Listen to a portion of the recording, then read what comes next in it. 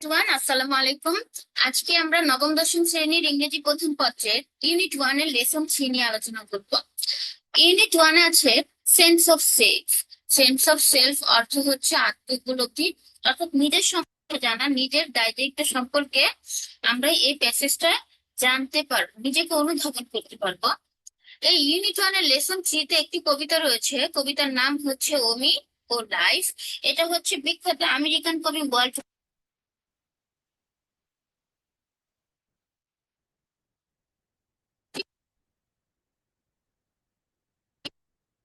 এর sense of self. এই পুরো ইউনিটের সবগুলো লেসন কমপ্লিট করার পর আমরা কোন কোন শিখন ফলগুলো অর্জন করতে পারবো, অর্থাৎ কোন বিষয়গুলো সম্পর্কে আমরা শিখতে পারবো। তো চলো দেখি। ইউনিট ওয়ান এর সেন্স অফ সেলফ এর লার্নিং আউটকাম অর্থাৎ শিখন ফলগুলো হচ্ছে understand our position as humans. Human মানে মানুষ বা মানুষ জাতি। পজিশন অর্থ হচ্ছে অবস্থান, অর্থাৎ মানুষ হিসেবে আমাদের অবস্থান সেই বিষয়ে জানতে পারবো। Recognise our responsibilities toward society and culture. সমাজ এবং সংস্কৃতির প্রতি আমাদের রেসপন্সিবিলিটিস অর্থাৎ দায়ী দায়িত্ব কি হতে পারে, দায় দায়িত্ব সম্পর্কে আমরা জানতে পারবো। Define our relationship with humans. একজন মানুষ আরেকজন মানুষের প্রতি কেমন সম্পর্ক থাকতে পারে বা হওয়া উচিত। And the natural world at large.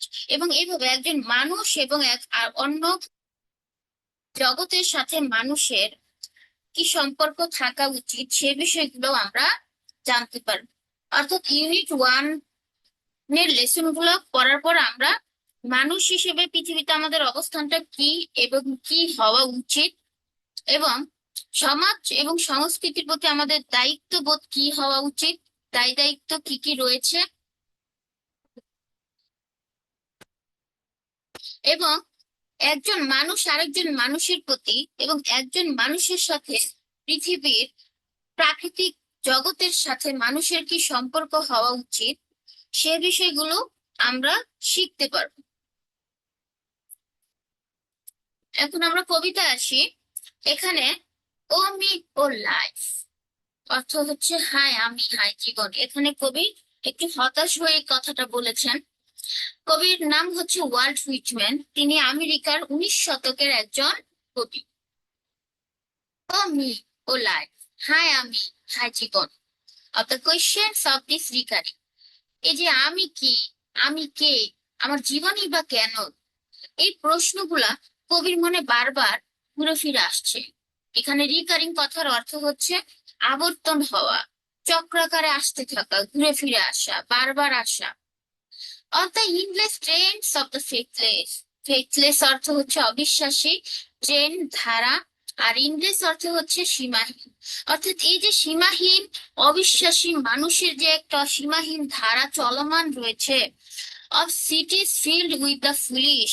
এবং শহরগুলো যে বোকামিতে পরিপূর্ণ। এখানে কবি বোঝাতে চেয়েছেন পৃথিবীর মানুষগুলো একে অন্যের প্রতি আস্থাহীন নয়, একে অন্যের প্রতি বিশ্বাস স্থাপন করতে পারছে না, এবং তারা এমনকি নিজেদের জীবন এবং কাজকর্মের প্রতিও বিশ্বাসী নয়। এবং শহরাঞ্চলের যে মানুষগুলো রয়েছে তারা বোকামিতে পরিপূর্ণ। তারা বোকা, তারা বোকার মতো কাজ করছে। এই কথাটা দ্বারা তিনি বোঝাতে চেয়েছেন শহরাঞ্চলের মানুষগুলো শুধু নিজেদেরকে নিয়ে ব্যস্ত। তারা হচ্ছে করাপ্টেড, দুর্নীতিগ্রস্ত। তারা হচ্ছে ম্যাটেরিয়ালিস্টিক লাইফ লিড করতেছে। তারা ম্যাটেরিয়ালিস্টিক ওয়ার্ল্ড এর বিষয়গুলো নিয়ে খুবই ব্যস্ত, শুধু নিজেদের বিষয়গুলো নিয়ে সবসময় তারা ব্যস্ত এবং চিন্তিত।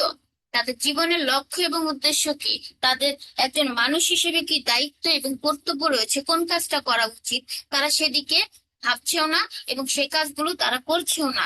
এজন্য কবি বলেছেন মানুষগুলো অবিশ্বাসী এবং বোকা। Of myself forever reproaching myself. এখানে মাইসেলফ মানে আমি নিজে, অর্থাৎ কবি নিজেকে নিজে বলতেছেন ফরএভার চিরতরে, সারা জীবন। রিপ্রোচ মানে দোষারোপ করা।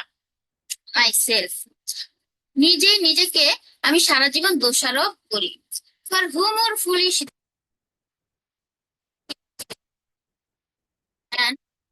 ফেথলেস। আমার থেকে অবিশ্বাসী বা কে আছে।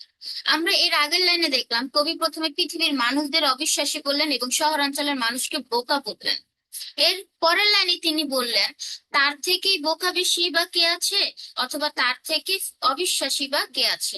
অর্থাৎ শুধু শুধু পৃথিবীর অন্যান্য মানুষই বোকা এবং অবিশ্বাসী নয়, তাদের মধ্যে কবি নিজেও রয়েছেন, অর্থাৎ তিনি নিজেও অবিশ্বাসী এবং বোকা। কবি নিজেও নিজের জীবন এবং কাজকর্ম নিয়ে অবিশ্বাসী এবং তিনি মনে করেন যে তিনিও ওই বোকা শহরের বোকা লোকদেরই দলে। Of eyes that vainly crave the light, এখানে ক্রেভ মানে আকাঙ্ক্ষা করা, কোনো কিছু চাওয়া, লাইট অর্থ আলো, বেনলি মানে ব্যর্থ, বৃথা ভাবে। যে চোখগুলো যারা বৃথা ভাবে কোনো আলোর সন্ধান করে। Of the objects mean of the struggles, ever renewed, এখানে রিনিউ মানে নতুন ভাবে ফিরে আসা, বারবার আবার নতুন রূপে আসা। স্ট্রাগল অর্থ সংগ্রাম করা, আর মিন তুচ্ছ, অবজেক্ট বস্তু বা বিষয়। অর্থাৎ যে মানুষগুলো যদিও মাঝে মাঝে কোনো ভালো কিছুর সন্ধান করে, কিন্তু তুচ্ছ বিষয় নিয়ে তারা তাদের যে সংগ্রামটা সেটা সবসময় রিনিউ করতেই আছে।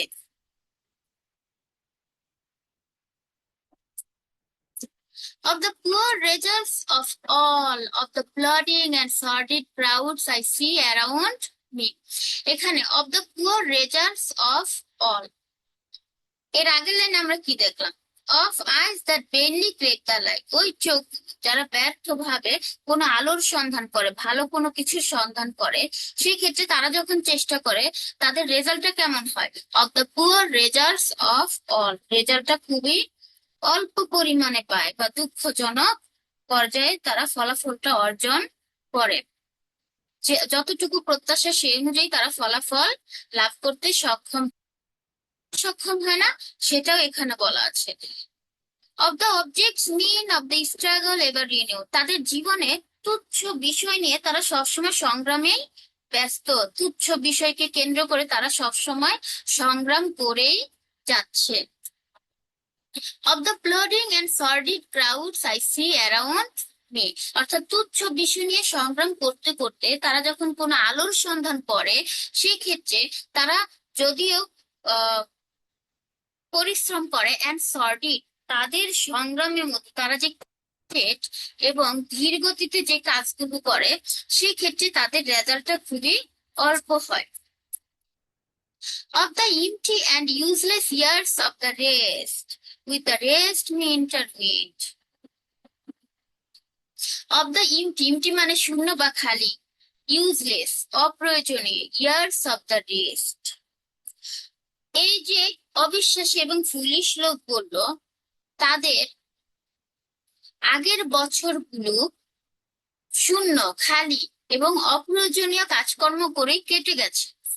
With the rest May interview, এবং এই যে লোকগুলা যাদের পূর্ববর্তী বছরগুলো অপ্রয়োজনীয় এবং খালি, তারা গুরুত্বপূর্ণ কোনো অবদান তাদের পূর্ববর্তী বছরগুলোতে রাখতে পারেনি, সেই তাদের দলে কবি নিজেও রয়েছেন। এজন্য তিনি বলছেন with the rest me interview, তাদের সাথে আমিও আছি, আমিও যুক্ত। অর্থাৎ কবির পূর্ববর্তী সময়গুলো শূন্য, তিনিও কোনো অবদান রাখতে পারেননি, এই লাইন দ্বারা তিনি সেটাই বুঝাচ্ছেন।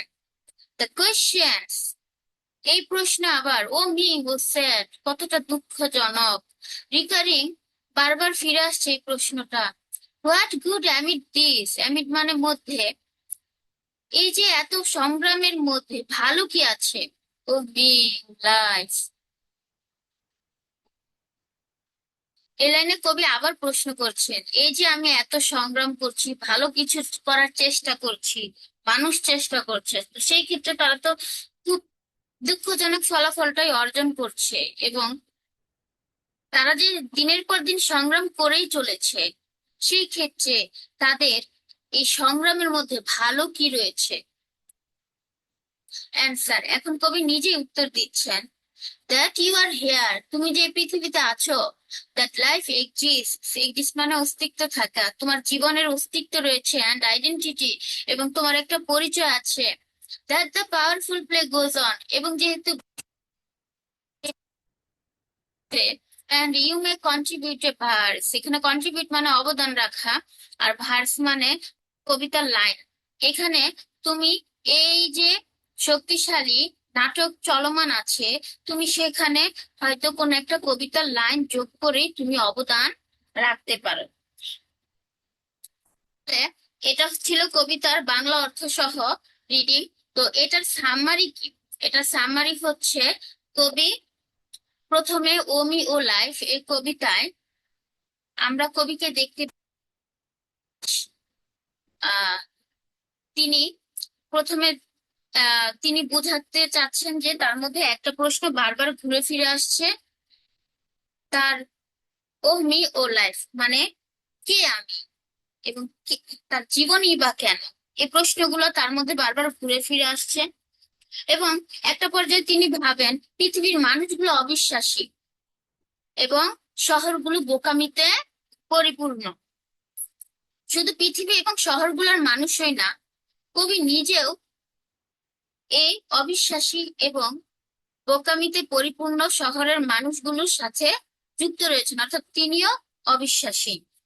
যদিও মানুষ আলোর সন্ধান করে ভালো কিছু করার চেষ্টা করে, সেক্ষেত্রে তুচ্ছ বিষয় নিয়ে তাদের সংগ্রামটা বারবার রিনিউড হতেই থাকছে।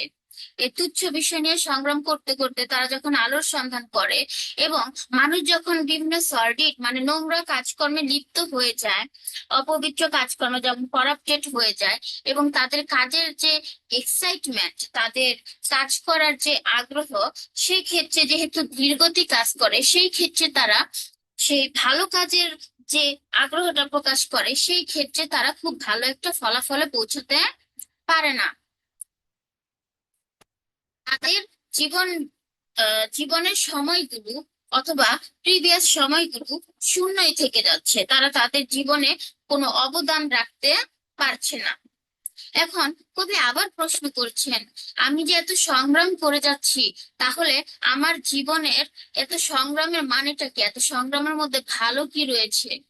এখন তিনি আবার আশার আলো দেখে উত্তর দেন, আমরা যে পৃথিবীতে আছি, পৃথিবীতে আমাদের অস্তিত্ব আছে, এবং এই যে শক্তিশালী নাটক চলছে, সেখানে আমরা কবিতার কোন একটা লাইন যোগ করে অবদান রাখতে পারি। এটা ছিল এই কবিতার সামারি। তাহলে কবিতার থিম কি হবে? কবিতার থিম হচ্ছে, পৃথিবীর মানুষ হচ্ছে ম্যাটারিয়ালিস্টিক ওয়ার্ল্ড নিয়ে খুব ব্যস্ত হয়ে গেছে। এই কবিতাটি লেখা হয়েছিল 19 শতকে। তো 19 শতকের মানুষদের কবি লক্ষ্য করেছিলেন যে একজন মানুষ হিসেবে পৃথিবীতে মানুষের যে দায় দায়িত্ব পালন করার কথা, পৃথিবীর প্রতি মানুষের যে রেসপন্সিবিলিটিস গুলো রয়েছে, সেগুলো তারা পালন করছে না। তারা ম্যাটেরিয়ালিস্টিক ওয়ার্ল্ড এর প্রতি খুবই ব্যস্ত। তারা সবসময় নিজেদের নিয়ে ভাবছে, অন্যদের নিয়ে ভাবছে না। এমনকি একটা পর্যায়ে দেখা যায়, তারা যে কাজকর্ম করছে অথবা জীবন পরিচালনা করছে, একটা সময় গিয়ে তারা নিজেরাই হতাশ হয়ে যায়। আমি এতই বা কাজ কেন করছি, এতই বা সংগ্রাম কেন করছি, আমার জীবনই বা কেন? এভাবে তারা হতাশাগ্রস্ত জীবন পরিচালনা করতে থাকে। তো এই বিষয়টা কবি নিজের মধ্যে উপলব্ধি করতে পারেন। তখন তিনি আবার সবার মধ্যে আশার বাণী নিয়ে আসেন, এই বলে যে আমরা এখনো পৃথিবীতে বেঁচে আছি, আমাদের জীবনের অস্তিত্ব রয়েছে এবং আমাদের পরিচয় রয়েছে। তো আমরা যদি, এই যে এখানে দেখো পাওয়ারফুল প্লে বলতে কবি এখানে শক্তিশালী নাটক বলতে পৃথিবীর যে চলমান ধারাবাহিক পর্যায় রয়েছে, সেখানে সেটাকে তিনি পাওয়ারফুল প্লে হিসেবে কল্পনা করেছেন। পৃথিবীর প্রতিটি মানুষ যদি তাদের জীবনের এই ধারাবাহিকতায় তাদের নিজস্ব রেসপন্সিবিলিটিস গুলা পালন করে যথাযথভাবে, তার নিজ নিজ দায়িত্ব গুলা পালন করে, মানুষ হিসেবে আল্লাহ তাকে যে দায়িত্বটুক দিয়ে পাঠিয়েছেন পৃথিবীতে, যদি সে শুধু ততটুকু পালন করে, তাহলেই সেটা হবে তার কন্ট্রিবিউশন। এবং সে যখন প্রতিটি মানুষের দায়িত্বগুলো যখন তার তার জায়গা থেকে পালন করা হবে, তখন পৃথিবীটা সুন্দর হয়ে উঠবে, আর এর মাধ্যমে তাদের প্রত্যেকের জীবন সার্থক হয়ে উঠবে, তাদের জীবনের সার্থকতা আসবে। এটা হচ্ছে এই কবিতার মূল থিম। এখন আমরা কবিতার কোয়েশ্চেন অ্যান্সার করব।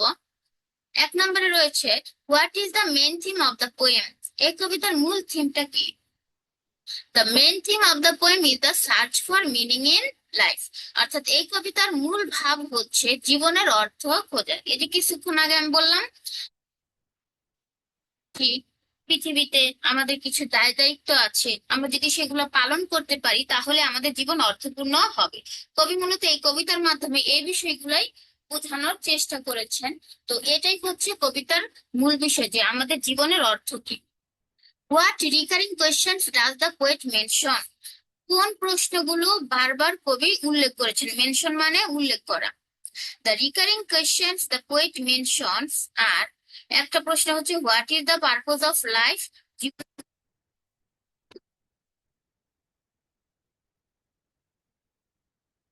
ফেথলেসনেস, এই যে আমরা এত স্ট্রাগল মানে সংগ্রাম করছি, এবং ফেথলেসনেস নিজেদের মধ্যে যে এত আস্থাহীনতা বিশ্বাসহীনতা বিরাজ করতেছে, এত কিছুর মধ্যে ভালো কি রয়েছে? এই দুইটা প্রশ্নই কবির মনে বারবার ঘুরে আসছে। What does the poet mean by useless years. অপ্রয়োজনীয় বছরগুলো অর্থাৎ ইউজলেস ইয়ার্স দ্বারা কবি কি বুঝিয়েছেন, কি মিন করেছেন? By useless years, the poet means the years that are spent without meaningful actions or contribution. By useless years, এই useless years দ্বারা the poet means কবি বুঝিয়েছেন the years ওই বছরগুলো that are spent যেগুলো ব্যয় করা হয়েছে, কাটানো হয়েছে without meaningful actions কোনো অর্থপূর্ণ কাজ ছাড়াই, অথবা কোনো অবদান না রেখেই। Is age an identity marker? বয়স কি কোনো পরিচয় বাহক? What are the attributes of old age. Attribute মানে বৈশিষ্ট্য। ওল্ড এজ এর বৈশিষ্ট্যগুলো কি? Yes, age is an identity marker. হ্যাঁ, বয়স হচ্ছে পরিচয় বাহক, পরিচয়ের চিহ্ন। The attributes of old age, old age এর অ্যাট্রিবিউটস বৈশিষ্ট্যগুলো হলো উইজডম জ্ঞান বা প্রজ্ঞা, এক্সপেরিয়েন্স অভিজ্ঞতা, and reflection of life meaning.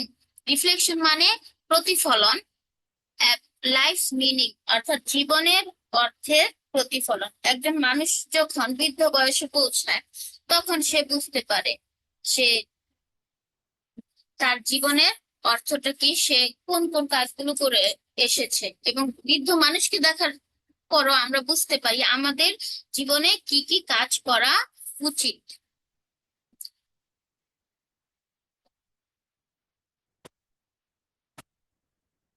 Sordid and plodding mean. Sordid এবং প্লডিং অর্থ কি? Sordid means dirty or immoral, অর্থাৎ সর্ডিড অর্থ হচ্ছে নোংরা অথবা অনৈতিক। অ্যান্ড প্লডিং মিনস, প্লডিং অর্থ হচ্ছে মুভিং স্লোলি ধীরে চলা, অ্যান্ড স্টেডিলি উইদাউট এক্সাইটমেন্ট ছাড়াই ধীরে ধীরে চলতে থাকা।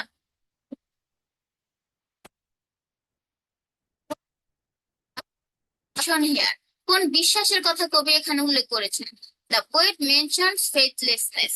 কবি এখানে বিশ্বাসহীনতার কথা উল্লেখ করেছেন। ইন পিপল, মানুষের প্রতি মানুষের যে বিশ্বাসহীনতা সেটা তিনি উল্লেখ করেছেন, ইনক্লুডিং হিমসেলফ, এমনকি কবি নিজেকে এর সাথে যুক্ত করেছেন।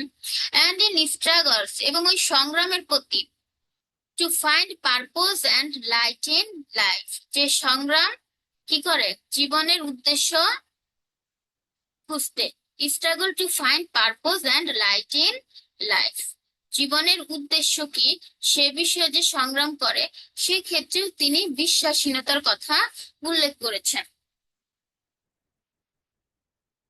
Is there a symbolic meaning of contributor verse in the last line? এই যে লাস্ট লাইনে, শেষের লাইনে কবি একটা কথা বলেছেন কন্ট্রিবিউটর ভার্স, এটার সিম্বলিক মিনিং কি?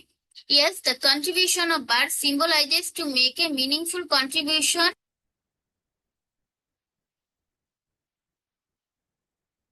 Play of life হচ্ছে আমাদের জীবন যে চলমান, পৃথিবী যে চলমান, এটাকে তিনি শক্তিশালী একটা নাটকের সাথে তুলনা করেছেন পুরো প্রক্রিয়াকে।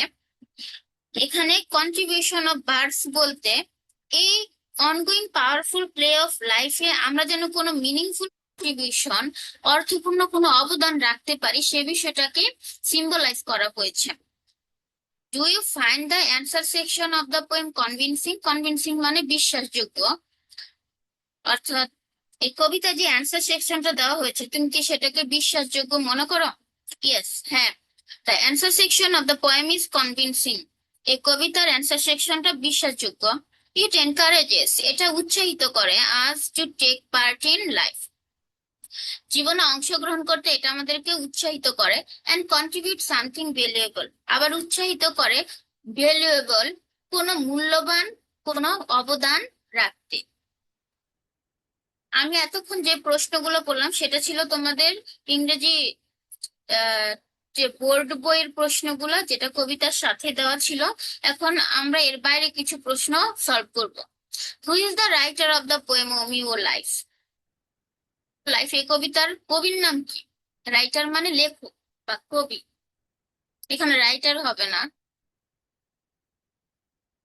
পোয়েট। পোয়েট দিলে বেশি উপযুক্ত হয়। Walt Whitman, an American Walt Whitman, an American 19th century poet, আমেরিকার 19 শতকের একজন কবি, is the writer of the poem O me O life. O me does the poet belong to? Okay, Walt Whitman belongs to the 19th century. Walt Whitman 19 শতকের কবি। How does the poet clarify মানে ব্যাখ্যা করা the people of his time, অর্থাৎ কবি তার সময়ের লোকদের কিভাবে বর্ণনা করেছেন বা ব্যাখ্যা করেছেন। অ্যাকর্ডিং টু দ্য পোয়েট, কবির মতে the people of his time, তার সময়ের লোকজন, আর immoral,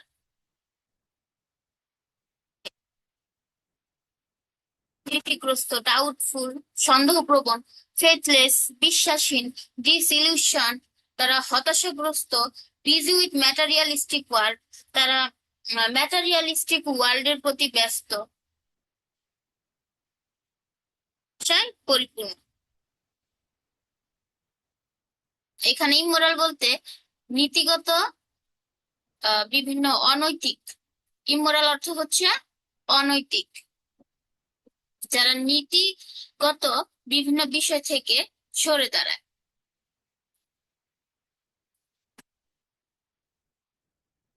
modern life, do you think, তুমি কি মনে করো the poem's message is relevant to the modern life? এখানে মডার্ন লাইফের সাথে কবি যে মেসেজ দিয়েছেন কবিতায়, তার সাথে কি কোনো মিল রয়েছে? প্রাসঙ্গিক, এখানে রেলিভেন্ট মানে প্রাসঙ্গিক বা মিল রয়েছে এমন অর্থ বোঝাচ্ছে। ইয়েস, মডার্ন লাইফের সাথে এই কবিতার মেসেজের সংযোগ রয়েছে।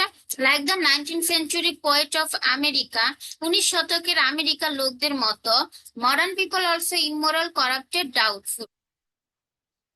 Immoral, corrupted, doubtful, and faithless, foolish. They busy with materialistic world, তারা ম্যাটারিয়ালিস্টিক ওয়ার্ল্ডের নিয়ে ব্যস্ত। অ্যান্ড ফুল অফ ফ্রাস্ট্রেশন, তারা হতাশাগ্রস্ত। They are also confused about the meaning and purpose of their life, তারা তাদের জীবনের অর্থ এবং উদ্দেশ্য নিয়ে confused. As they exist in this world, যেহেতু তারা পৃথিবীতে অবস্থান করছে, দে হ্যাভ দ্য রেসপন্সিবিলিটি, তাদের দায়িত্ব আছে, টু পারফর্ম প্রপারলি, যথাযথভাবে পালন করার, two contribute a meaningful task in this world, মানে কোনো অর্থপূর্ণ কাজ এই পৃথিবীতে করে যাওয়ার জন্য। তো এই ছিল আজকে আমাদের কবিতার মূল আলোচনা। সবাই ভালো থাকবে। আল্লাহ হাফেজ।